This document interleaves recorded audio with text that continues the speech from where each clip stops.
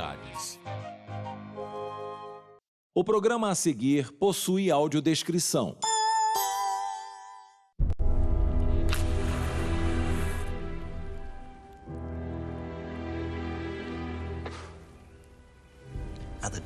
No começo do século XIX, num porão em Mayfair, o cientista mais famoso da época, Humphrey Davy, construiu um equipamento elétrico extraordinário.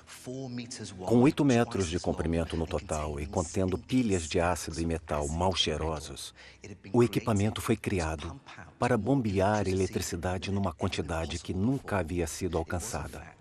Na verdade, essa invenção foi a maior pilha já criada. E com ela, Davy estava prestes a nos impulsionar para uma nova era.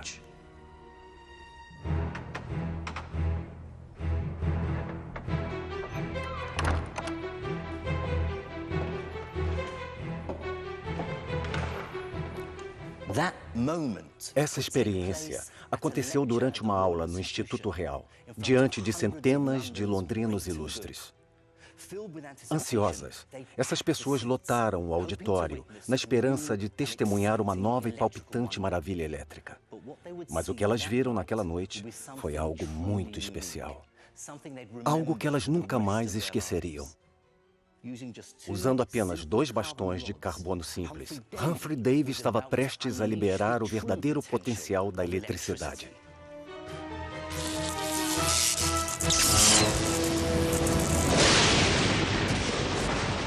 A eletricidade é um dos fenômenos naturais mais incríveis que existem, sendo que sua manifestação mais intensa é o relâmpago.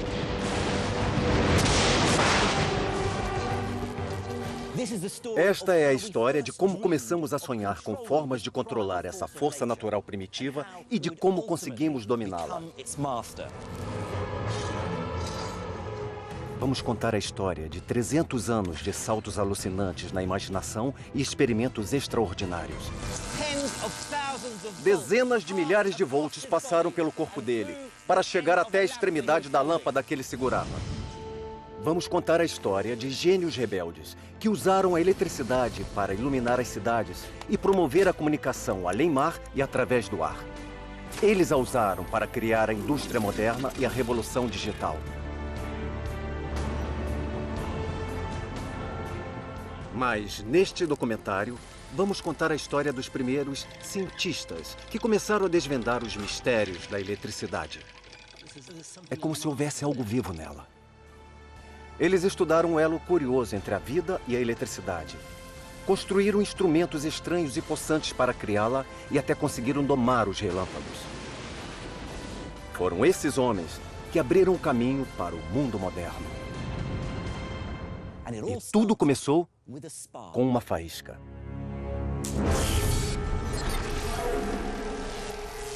A história da eletricidade. Episódio 1, a faísca. Imagine o nosso mundo sem a eletricidade. Ele seria escuro, frio e silencioso. De certa forma, seria como o início do século XVIII, pontapé inicial da nossa história.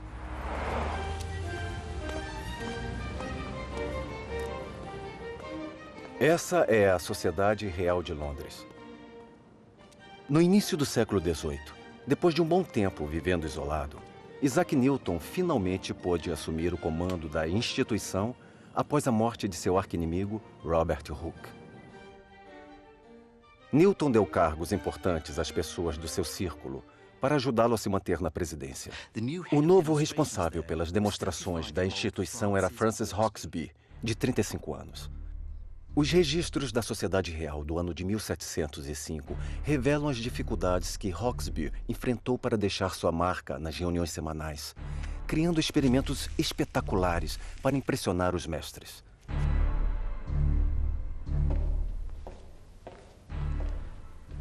Em novembro, ele apareceu com este objeto, uma esfera giratória de vidro. Ele foi capaz de retirar o ar de dentro da esfera usando uma máquina nova, a bomba de ar. Girando a manivela, ele conseguiu girar a esfera. Uma a uma, as velas do salão foram sendo apagadas. Quando Francis encostou a mão na esfera, o público do salão presenciou algo espantoso.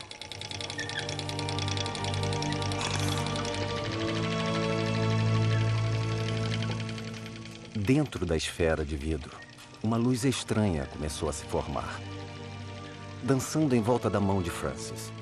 Era uma luz que ninguém jamais havia visto. Vejam que coisa incrível.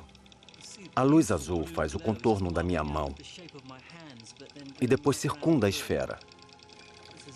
É como se houvesse algo vivo nela. É difícil compreender porque aquela luz azul dançante foi tão importante. Mas é preciso ter em mente que, naquela época, fenômenos naturais como esse eram atribuídos à ação de Deus. Naquela época, até mesmo na teoria de Newton, era crença comum que Deus intervinha o tempo todo no funcionamento do mundo. Então fazia todo sentido as pessoas interpretarem fenômenos naturais como atos de Deus. Então, o fato de um mero mortal se intrometer nos assuntos de Deus quase escapava totalmente à compreensão racional. Hawksby jamais tomou conhecimento da importância do seu experimento. Ele perdeu interesse na esfera luminosa e passou os últimos anos da vida criando experimentos ainda mais espetaculares para Isaac Newton testar suas outras teorias. Hawksby jamais notou que deu início a uma revolução elétrica.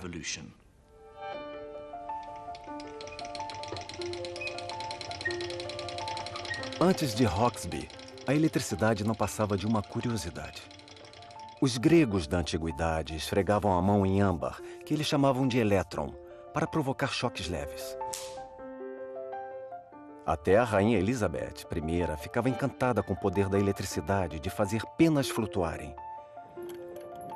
Mas com o girar de uma manivela, a máquina de Hawksby produzia eletricidade, energia essa que podia ser observada. E o mais importante, sua invenção coincidiu com o nascimento de um movimento que varria a Europa naquela época: o Iluminismo. Os partidários dessa linha de pensamento usavam a razão para questionar o mundo, deixando como legado o radicalismo político, a arte iconoclasta e a filosofia natural. Ou melhor, a ciência.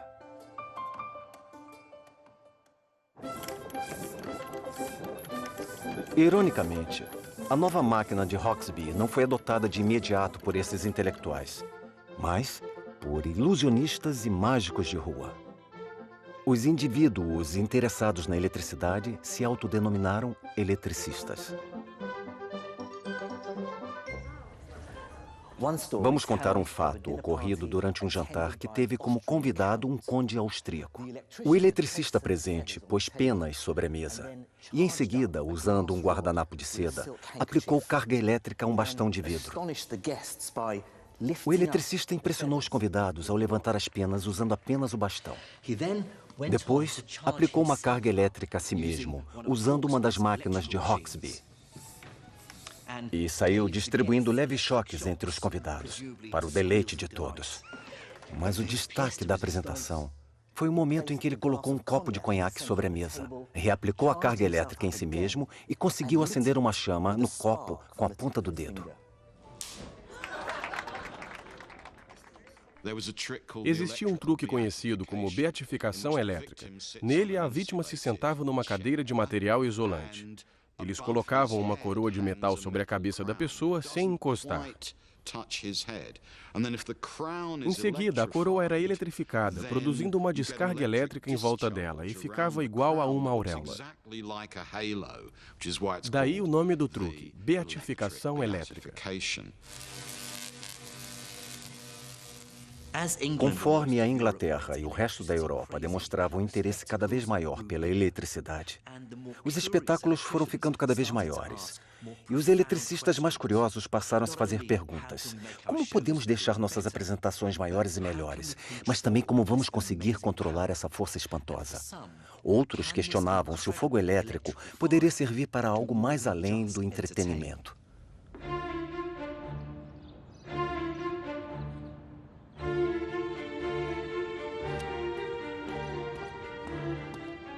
Um dos grandes avanços nessa área jamais teria acontecido se não fosse por um terrível acidente.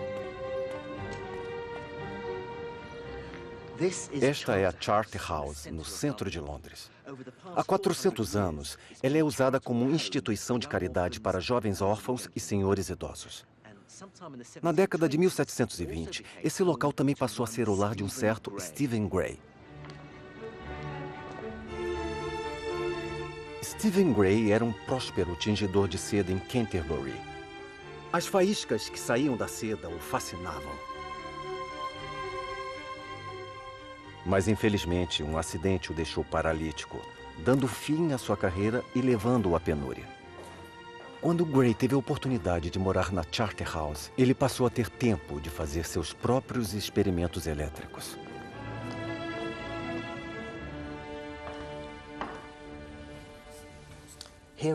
Aqui na Charterhouse, provavelmente neste salão, Stephen Gray construiu uma moldura de madeira.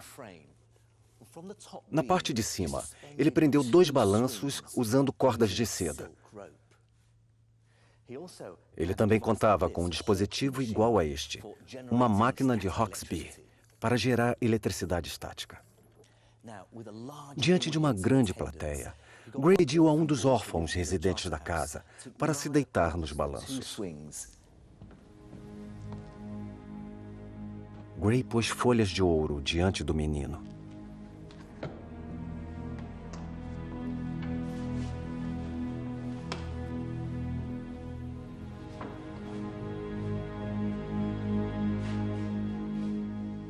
Depois, gerou eletricidade e a aplicou no menino usando uma biela.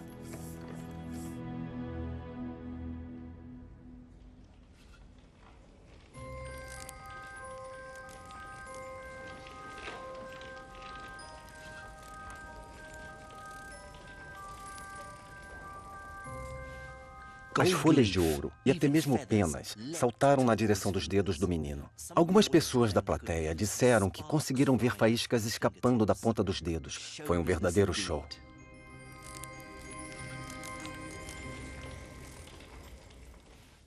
Mas para a mente curiosa e investigativa de Stephen Gray, o fenômeno trazia outra informação. A eletricidade podia se mover. Ia da máquina até o corpo do menino através das mãos dele. Só que ao chegar à corda de seda, ela não passava mais. Ou seja, o misterioso fluido elétrico passava através de alguns materiais, mas de outros não.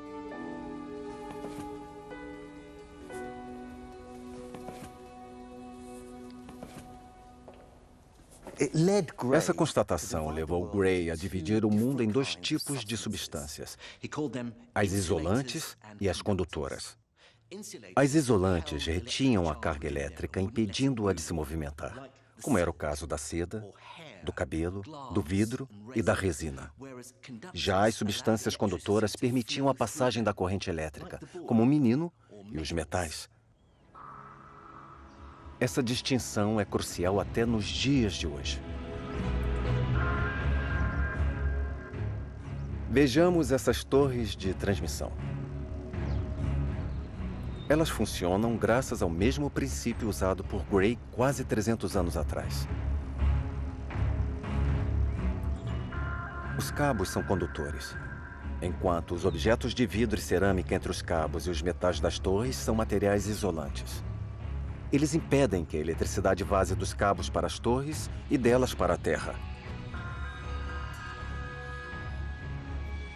Funcionam exatamente como a corda de seda usada no experimento de Gray. Na década de 1730, o experimento de Gray surpreendeu a todos, mas trazia um inconveniente decepcionante. Por mais que tentasse, Gray não conseguia reter a eletricidade que gerava por muito tempo. Ela saltava da máquina para o menino e logo se perdia. A etapa seguinte dessa nossa história é o momento em que o homem descobriu como armazenar a eletricidade. Só que essa descoberta não aconteceu na Grã-Bretanha, mas na Europa continental.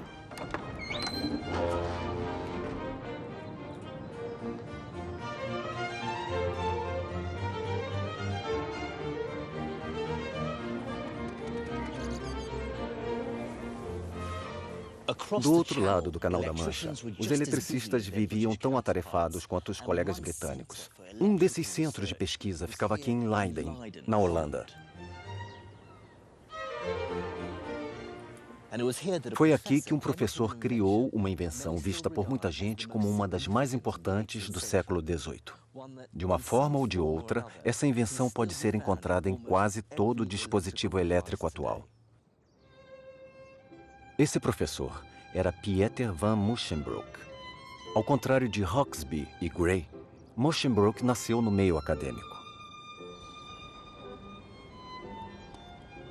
Ironicamente, a descoberta do professor aconteceu não graças ao seu rigor científico, mas por causa de um simples erro humano.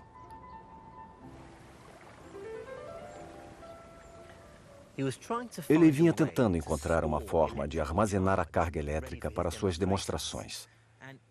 Seus raciocínios eram tão intensos que quase dava para ouvir o momento em que ele tentou chegar à resposta.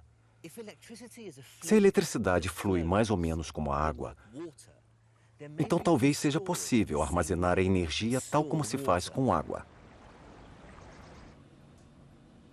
Musschenbroek foi ao laboratório para tentar criar um dispositivo de armazenamento de eletricidade. Para isso, ele pensou de forma literal. Ele encheu uma garrafa de vidro com água. Depois, colocou dentro da água um fio condutor ligado pela parte de cima a uma máquina elétrica de Hauksbee. Em seguida, pôs a garrafa sobre um material isolante para ajudar a manter a carga elétrica dentro dela. Depois, ele tentou mandar para dentro da garrafa a eletricidade que estava produzindo na máquina através do fio que havia mergulhado na água. Mas, por mais que tentasse, a carga elétrica não permanecia dentro da garrafa. Um dia, por acidente, ele se esqueceu de pôr o isolante debaixo do recipiente, mas aplicou a carga mesmo assim e ainda por cima segurando a garrafa.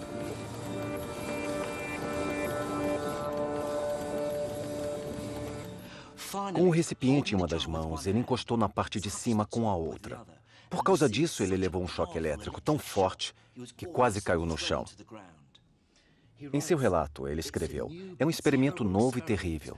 Minha recomendação é que vocês jamais tentem reproduzi-lo. Mesmo eu, que graças a Deus sobrevivi, não tentarei de novo, nem por todo o reino da França. Ouvirei o conselho dele e, sem encostar na tampa, tentarei ver se consigo produzir uma faísca."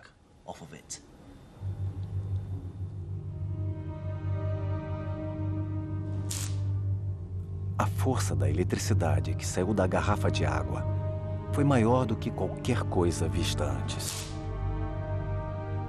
O mais surpreendente foi que a garrafa conseguiu armazenar a eletricidade durante horas e até dias. Assim, em homenagem à cidade onde Musschenbroek fez sua descoberta, o recipiente recebeu o nome de Garrafa de Leiden. Sua fama se alastrou pelo mundo. De forma muito rápida, a partir de 1745 até o final da década, a notícia sobre a garrafa de Leiden se espalhou mundo afora.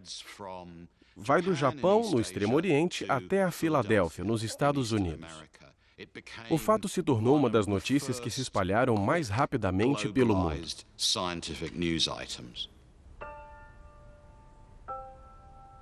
Embora a garrafa de Leiden tenha se tornado um fenômeno global elétrico, ninguém tinha a menor ideia de como ela funcionava. Ao se pegar a garrafa contendo fluido elétrico, o choque que ela emite é maior se o fluido elétrico vazar para a Terra. Por que o choque é mais forte quando a garrafa está vazando? Por que ele não é mais forte se todo o fluido elétrico continuar dentro da garrafa? Foi assim que os pensadores da eletricidade de meados do século XVIII encararam o desafio. Sem dúvida, a eletricidade era uma maravilha sensacional. Ela liberava choques e faíscas, podia se deslocar e ser armazenada. Mas o que ela era, como funcionava e por que fazia aquelas coisas todas, ainda continuava sendo um grande mistério.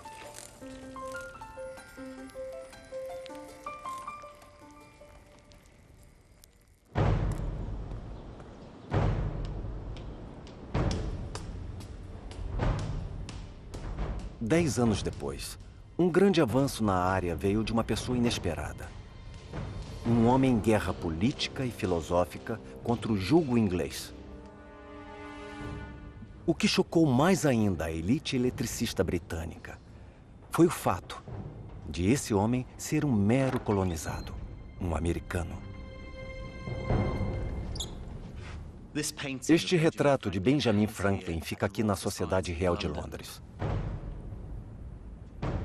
Ele era um defensor ferrenho da emancipação dos Estados Unidos e via a busca pela ciência racional, em particular a eletricidade, como uma forma de combater a ignorância e o culto a falsos ídolos e, em última instância, sua elite intelectual colonizadora.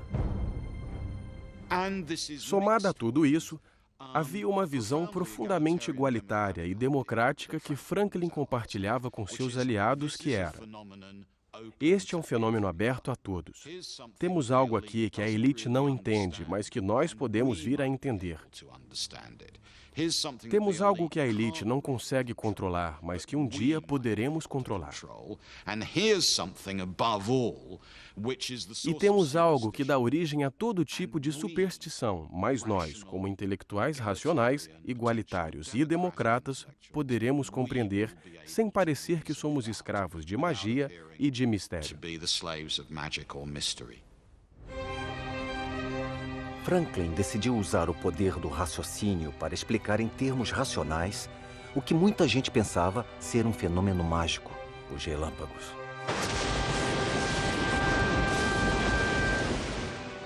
Esta talvez seja a imagem científica mais famosa do século XVIII. Nela, Benjamin Franklin, o cientista heróico, aparece soltando uma pipa em meio a uma tempestade, provando que o relâmpago é de natureza elétrica.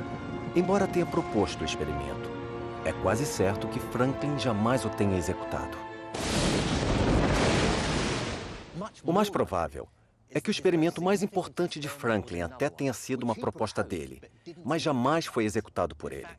Na verdade, o experimento nem foi realizado nos Estados Unidos. Ele foi executado aqui no pequeno vilarejo ao norte de Paris, chamado Marly-la-Ville.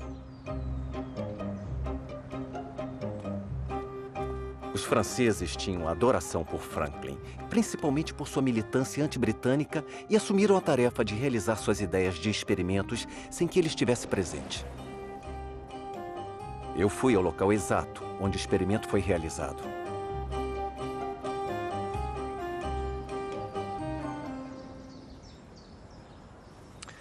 Em maio de 1752, Georges-Louis Leclerc, conhecido na França como Conde de Buffon, e seu amigo Thomas François d'Alibard ergueram um poste de metal com 12 metros de altura, 2 vezes mais alto que este aqui, mantido em pé por 3 aduelas de madeira do lado de fora da casa de d'Alibard, aqui em Marly-la-Ville.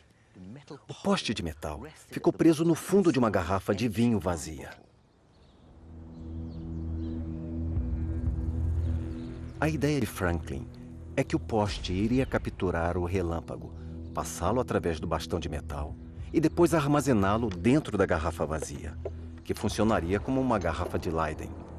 Aí sim ele poderia confirmar o que era mesmo um relâmpago. A única coisa que esses seguidores franceses precisavam fazer era aguardar a próxima tempestade. No dia 23 de maio, o céu se abriu. Às 12h20, ouviu-se uma forte trovoada quando o relâmpago atingiu a extremidade do poste. Quando um dos assistentes foi correndo até a garrafa, uma faísca escapou do metal até o dedo dele, fazendo um barulho alto e soltando um cheiro forte de enxofre que lhe queimou a mão. A faísca revelou a verdadeira natureza do relâmpago. Ele era da mesma eletricidade que o homem também conseguia criar. É difícil precisar a importância desse momento. A natureza fora dominada. Além disso, a ira de Deus tinha sido controlada pelo homem. Não deixava de ser um tipo de heresia. O experimento de Franklin foi muito importante por provar que as tempestades com relâmpagos produzem ou são produzidas por eletricidade e que é possível trazê-la para o solo. A eletricidade é uma força da natureza esperando para ser usada. Depois disso, Franklin voltou seu pensamento racional a outra pergunta.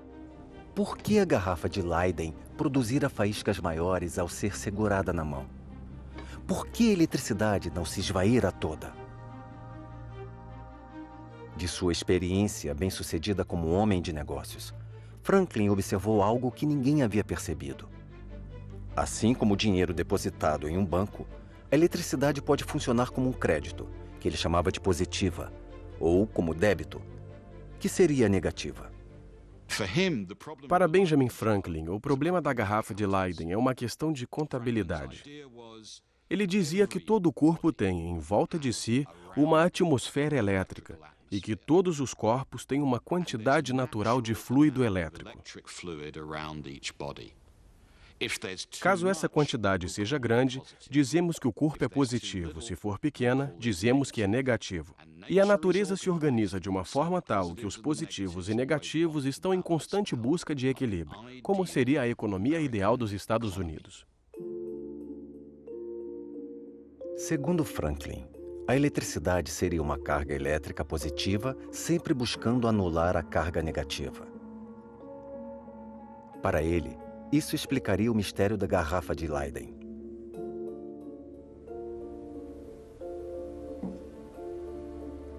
Conforme a garrafa recebe carga, uma carga elétrica negativa é inserida pelo cabo e para dentro da água. Se a garrafa estiver em cima de um material isolante, uma pequena quantidade se acumula na água. Mas, se a garrafa estiver na mão de alguém enquanto receber carga, a carga elétrica positiva será sugada do corpo dessa pessoa a partir da terra até a parte externa da garrafa, tentando anular a carga negativa de dentro da garrafa. Mas as cargas positiva e negativa são impedidas de fazer essa anulação por causa do vidro, que age como isolante. Então, a carga só faz crescer nos dois lados do vidro.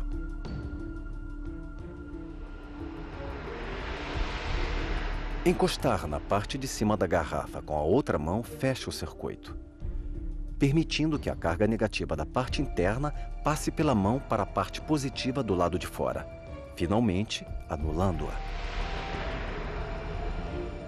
A movimentação dessa carga causa um choque forte e muitas vezes a formação de faíscas.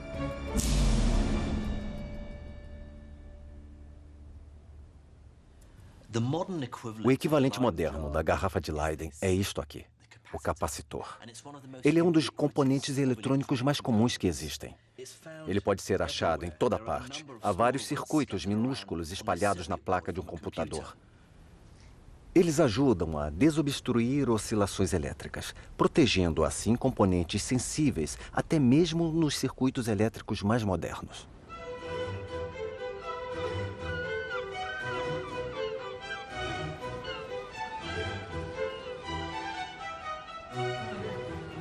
Solucionar o mistério da garrafa de Leyden e identificar o relâmpago como nada mais, nada menos que um tipo de eletricidade foram dois grandes êxitos para Benjamin Franklin e o novo movimento do iluminismo.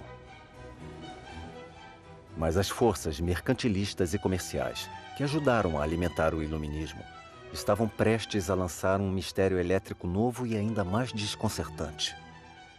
Um tipo totalmente novo de eletricidade.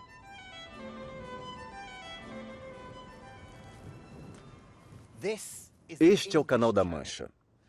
Nos séculos 17 e 18, boa parte da riqueza do mundo circulou nessas águas, saindo de todos os cantos do Império Britânico e de outras partes, a caminho de Londres. As especiarias da Índia, o açúcar do Caribe, o trigo da América e o chá da China. Mas é claro que não se faziam apenas trocas comerciais. Novas espécies animais e vegetais vindas do mundo inteiro invadiram Londres.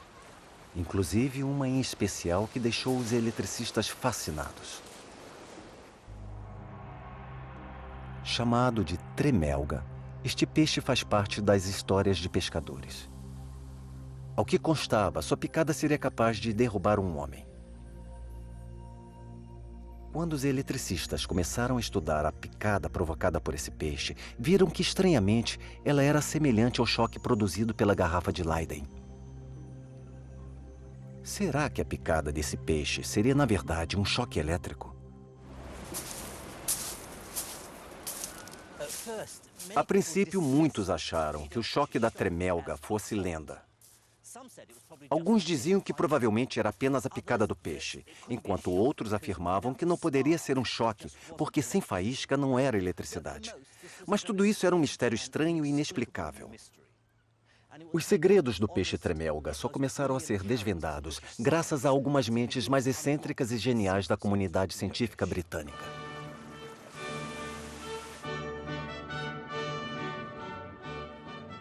Este é o único retrato disponível de Henry Cavendish. Embora fosse patologicamente tímido, Cavendish foi uma mente excepcional. Esse retrato só pôde ser feito porque o artista desenhou o casaco pendurado do cientista e depois, de memória, inseriu o rosto no desenho. Cavendish veio de família muito rica, os Devonshire, os donos da mansão Chatsworth, localizada em Derbyshire. Mas Henry Cavendish decidiu abrir mão da fortuna e status da família para viver em Londres, perto da sua adorada sociedade real. Lá ele teria a oportunidade de se dedicar à paixão dele, à ciência experimental. Ao saber da existência do peixe tremelga, ele ficou intrigado. Um amigo escreveu para Cavendish: "Nessa minha primeira experiência com peixe tremelga, eu constatei que ele emite eletricidade. Mas eu pergunto, como? Para entender como um ser vivo era capaz de produzir eletricidade, Cavendish decidiu criar seu próprio peixe artificial. Aqui nós vemos os projetos do cientista. 2 garrafas de Leyden no formato de peixe enterradas na areia. Ao ser tocada, a areia soltava um choque forte. Esse modelo convenceu Cavendish de que o peixe tremelga era elétrico. Mas o cientista ainda tinha um problema inoportuno. Embora o peixe real e o peixe artificial de Cavendish dessem choques fortes, o peixe de verdade nunca soltava faísca. Isso deixou Cavendish intrigado. Como eles poderiam ter o mesmo tipo de eletricidade se não agiam da mesma forma? Cavendish passou o inverno de 1773 trabalhando em laboratório, tentando achar uma resposta. Foi na primavera que ele teve a resposta. A sacada de Cavendish foi conseguir apontar a diferença entre a quantidade e a intensidade de eletricidade. O peixe de verdade produzia o mesmo tipo de eletricidade, mas menos intensa. Para mim, que sou físico, essa foi uma virada crucial, pois marcou o instante em que 2 ideias científicas muito inovadoras surgiram pela primeira vez. Aquilo que Cavendish chamou de quantidade de eletricidade é o que hoje conhecemos como carga elétrica, e a intensidade é a diferença de potencial ou voltagem. Assim, o choque da garrafa de Leyden tinha alta voltagem, mas carga baixa, enquanto o peixe tremelga apresentava voltagem baixa com carga elétrica alta. É possível mensurar isso. Ali no fundo do aquário, debaixo da areia, há um peixe tremelga do tipo marmorata. É uma arraia elétrica.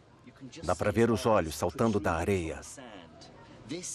Esse peixe aí é uma fêmea adulta. Eu vou medir a eletricidade que ela emite usando esta isca. Eu prendi o peixinho a uma haste de metal, que acoplei a um osciloscópio, para ver se consigo medir a voltagem quando o animal pegar a presa. Lá vou eu.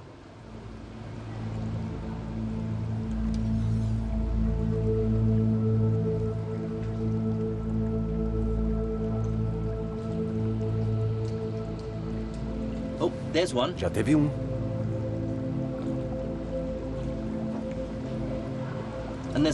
E outro.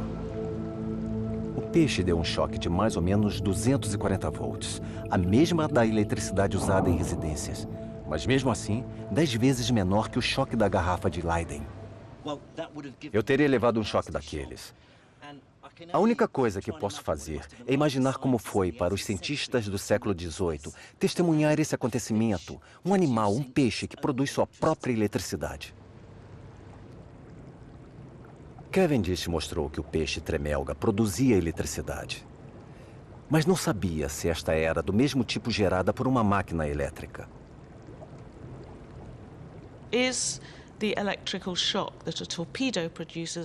O choque que o peixe dá é o mesmo choque emitido por uma máquina ou são tipos diferentes? Será que existe uma eletricidade gerada artificialmente e outra que só é gerada em seres vivos? Esse é um debate que dividiu opiniões por décadas.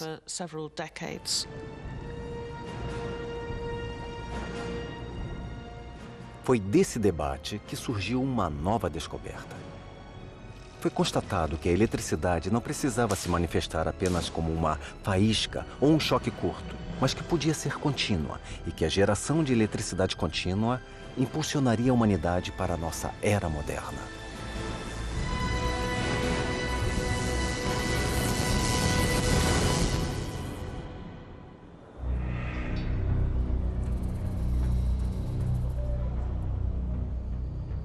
Mas a etapa seguinte na história da eletricidade veio à tona por causa da forte rivalidade profissional e pessoal entre dois acadêmicos italianos.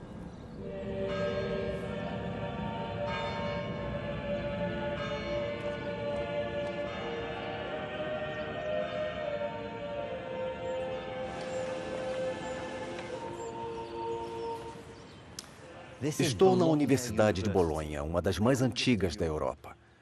No final do século XVIII, a cidade de Bolonha estava sob domínio de Roma, Estado papal, ou seja, tinha poder, mas era de pensamento conservador.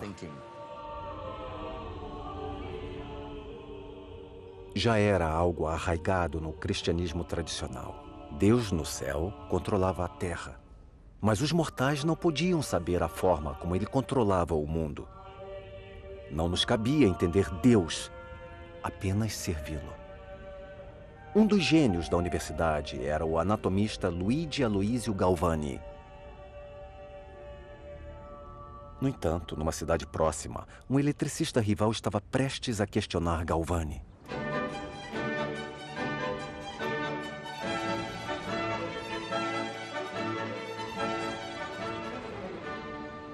Estamos em Pavia, a 240 quilômetros de Bolonha. Só que no século XVIII, essas cidades eram dois mundos separados politicamente. Pavia fazia parte do Império Austríaco, o coração do iluminismo europeu. Era um lugar de pensamento liberal e radicalismo político, obcecado pela nova ciência da eletricidade. Era também onde morava Alessandro Volta.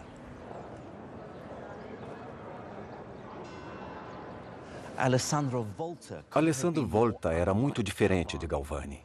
Nascido numa família lombarda, era jovem, arrogante, carismático, mulherengo e gostava de uma polêmica.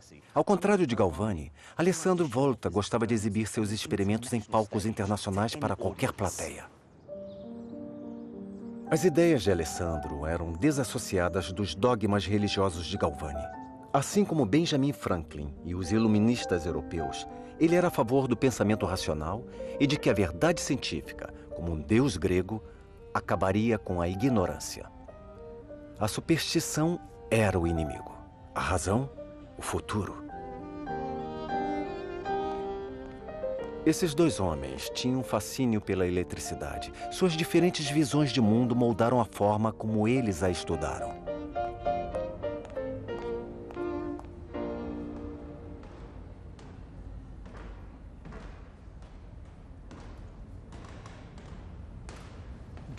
Galvani tinha interesse no uso da eletricidade nos tratamentos de saúde. Por exemplo, em 1759, aqui em Bolonha, usou-se a eletricidade nos músculos de um paralítico. Segundo consta neste relato, Foi uma beleza ver o osso mastoide girando a cabeça e o bíceps dobrando o cotovelo. Em outras palavras, ver a força e a vitalidade de todos os movimentos acontecendo em todos os músculos paralisados, submetidos ao estímulo.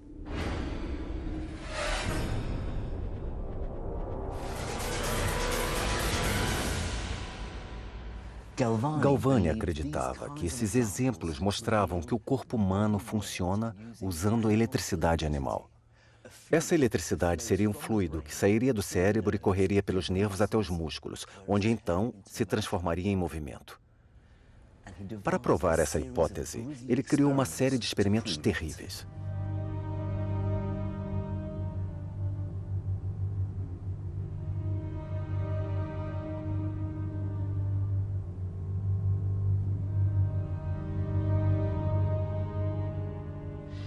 Primeiro, ele preparou um sapo.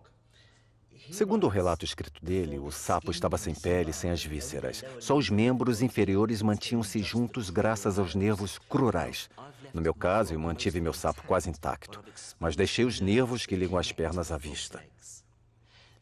Depois, ele usou a máquina elétrica de Hauksbee para gerar uma carga eletrostática, que depois de se acumular, passaria neste braço e cairia no fio de cobre. Depois, ele ligou o fio de cobre com carga ao sapo e outro ao nervo bem acima da perna. Vejamos o que acontece. A perna do sapo se mexe assim que encosta o fio no nervo. De novo. Segundo Galvani, o que acontecia era o seguinte. Havia um tipo especial e estranho de entidade no músculo do animal, e ele chamava essa entidade de eletricidade animal. Não era a eletricidade comum, era uma eletricidade inerente aos seres vivos. Para Alessandro, o conceito de eletricidade animal cheirava a superstição e magia. E assim não deveria ter espaço dentro do contexto da ciência iluminista.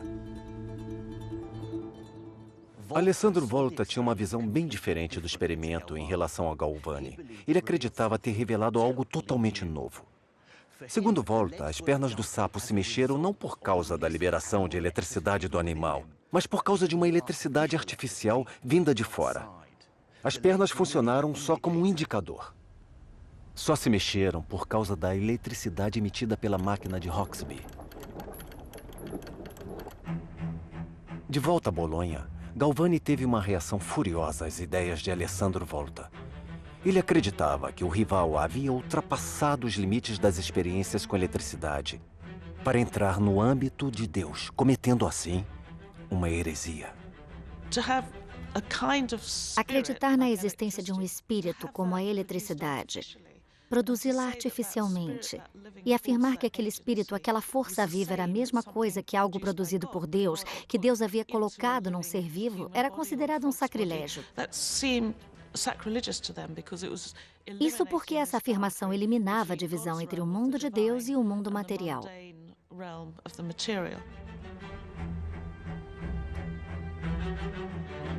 Estimulado pela indignação religiosa, Galvani anunciou resultados de uma série de novos experimentos. Segundo ele, os resultados desmentiriam Alessandro Volta. Durante o experimento, ao pendurar os sapos no arame, ele viu algo totalmente inesperado. Ligando um fio de cobre ao arame onde o sapo estava pendurado e encostando a outra extremidade do fio de cobre ao nervo, ele achou que havia feito a perna do sapo se mexer sem necessidade de eletricidade alguma.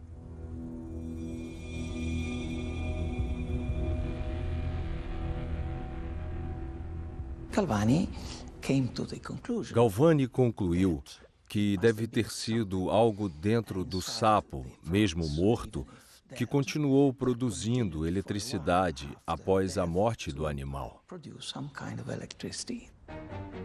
E que, de alguma forma, os arames estavam liberando essa eletricidade. No mês seguinte, Galvani focou seus experimentos ao isolamento dessa eletricidade animal usando combinações de sapo, arames, garrafas de Leyden e máquinas elétricas. Segundo Galvani, essas experiências provavam que a eletricidade vinha de dentro do sapo. Os músculos do anfíbio eram as garrafas de Leyden, que acumulavam fluido elétrico e depois o liberavam abruptamente. No dia 30 de outubro de 1786, Galvani publicou suas descobertas no livro De Animale Electricitate, ou Da Eletricidade Animal. Galvani tinha tanta confiança nas suas novas ideias que mandou uma cópia do livro para o rival Volta. Só que Alessandro não acreditava no conceito de eletricidade animal defendido por Galvani. Ele acreditava que a eletricidade tinha que vir de outra fonte. Mas de onde?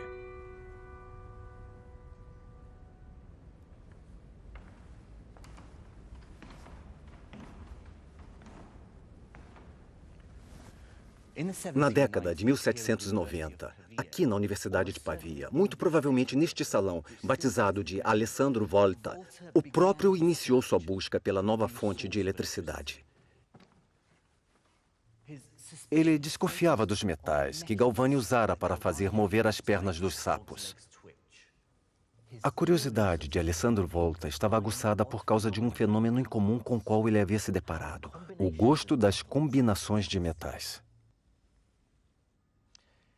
Ele descobriu que ao pegar duas moedas de metais diferentes, colocá-las na ponta da língua e depois deixar uma colher de prata em cima delas,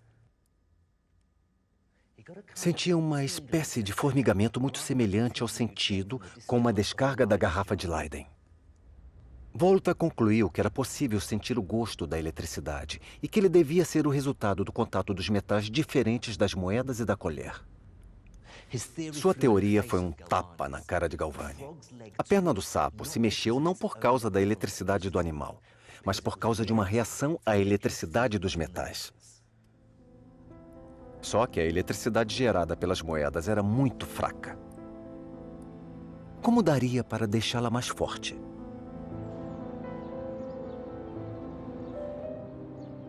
Ele teve uma ideia ao reler os artigos científicos do grande cientista britânico Henry Cavendish, e em particular seus famosos escritos sobre o peixe tremelga.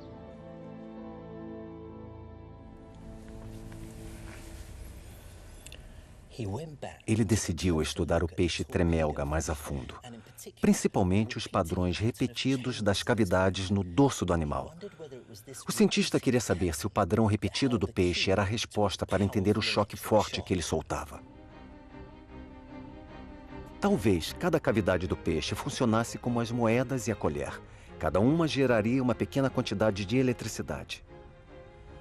O choque forte talvez pudesse ser explicado por causa do padrão de cavidades repetidas.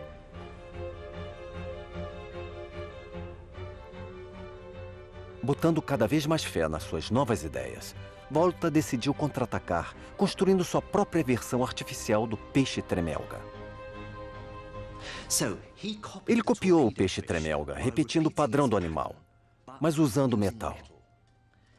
Vejamos como ele fez. Ele pegou uma chapa de cobre e pôs em cima um papel embebido em ácido diluído. Depois pegou outra chapa de metal e pôs em cima. Isso que ele fez era exatamente a mesma coisa que os dois fios de Galvani. Mas agora, Volta repetiu o processo. Ele empilhou chapas de metal.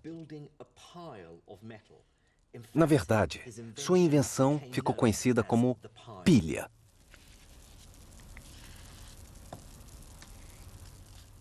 Mas a grande revelação era o que a pilha podia fazer. Volta testou a pilha em si mesmo. Vejamos, ele prendeu 2 fios a cada um dos lados da pilha e as outras extremidades dos fios à língua.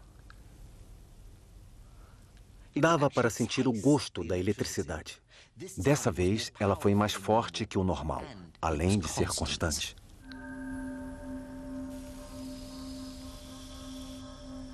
Foi assim que Alessandro Volta criou a primeira pilha.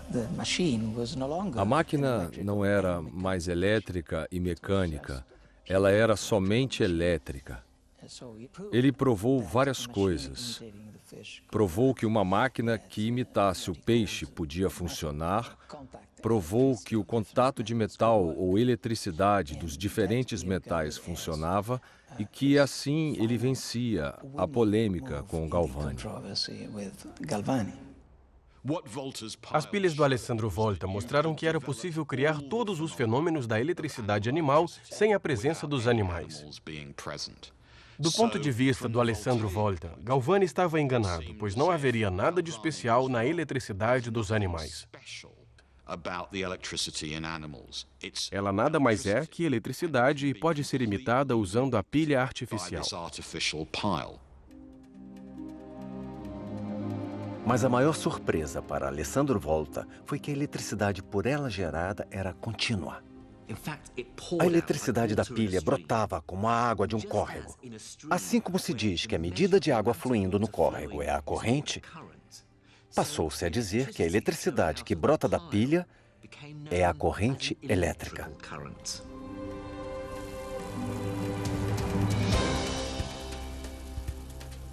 "200 anos depois de Alessandro Volta, finalmente entendemos o que é a eletricidade de fato.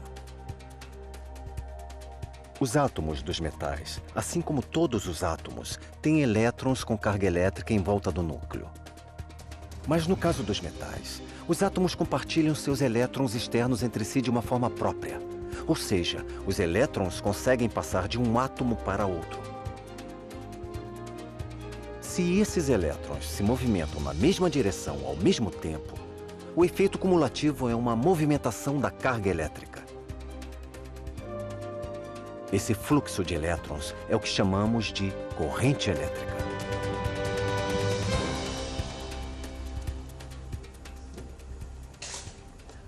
Semanas depois de Volta publicar os detalhes da pilha que havia criado, outros cientistas estavam descobrindo uma coisa impressionante que o invento poderia fazer.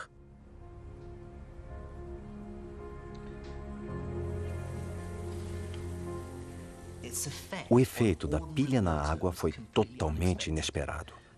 O fluxo constante de carga elétrica na água fez com que ela se desmembrasse nos componentes que a formam, os gases, oxigênio e hidrogênio. E assim, a eletricidade anunciava o alvorecer de uma nova era, onde a eletricidade deixava de ser um mero objeto de curiosidade para se tornar algo realmente útil. Graças à eletricidade fluindo de forma constante, foi possível isolar novos elementos químicos com mais facilidade. Isso abriu caminho para desenvolver a química, a física e a indústria moderna. A pilha de Alessandro Volta mudou tudo.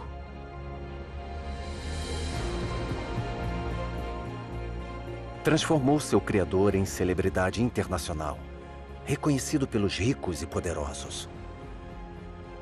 Em sua homenagem, uma medida elétrica fundamental recebeu seu nome: o Volt.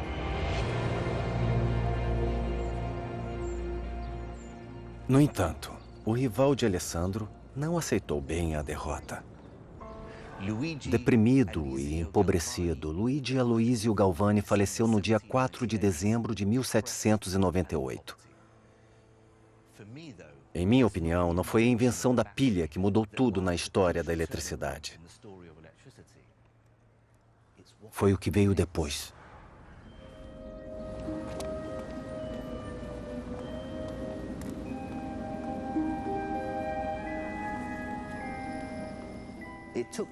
O fato ocorreu no Instituto Real de Londres. Esse momento marcou o fim de uma era e o início de outra. O acontecimento foi supervisionado por Humphrey Davy. Ele foi o primeiro de uma nova geração de eletricistas jovens, presunçosos e fascinados pelas possibilidades oferecidas pela corrente elétrica contínua. Em 1808, ele construiu a maior pilha do mundo. Ela ocupava uma sala inteira no subsolo da Sociedade Real e tinha mais de 800 pilhas voltaicas grudadas. Ela deveria chiar e soltar fumaça com cheiro de enxofre. Numa sala iluminada por uma tecnologia secular, velas e lâmpadas de óleo, Dave ligou a pilha a 2 filamentos de carbono e uniu as pontas. O fluxo constante de eletricidade da pilha, passando pelos filamentos, saltou o espaço vazio, fazendo surgir uma faísca constante e de brilho muito intenso.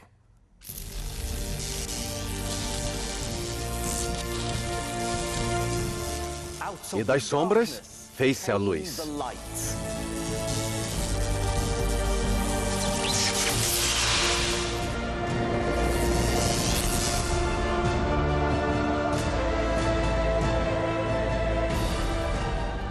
O arco elétrico de Dave simboliza o fim de uma era e o início da nossa era.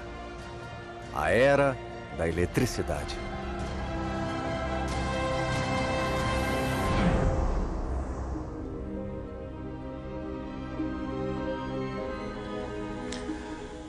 Mas há um personagem sinistro nesta história toda. Em 1803, Giovanni Eldini, sobrinho de Galvani, chegou a Londres com um experimento pra lá de assustador. Um assassino condenado chamado George Forster tinha acabado de ser enforcado na cidade de Newgate. Depois de retirado da forca, o corpo foi levado diretamente para o auditório, onde Eldini começaria sua obra macabra. Usando uma pilha voltaica, ele começou a aplicar uma corrente elétrica ao cadáver do condenado. Depois, ao inserir um condutor elétrico no ânus do cadáver e o outro na parte de cima da coluna vertebral, o corpo flácido de Forster ficou em posição ereta. A coluna se arqueou e se contorceu. Por um instante, Eldini teve a impressão de que o cadáver tinha ganhado vida. Criou-se a impressão de que a eletricidade tinha a capacidade de ressuscitar os mortos. Esse caso teve impacto profundo na jovem escritora Mary Shelley.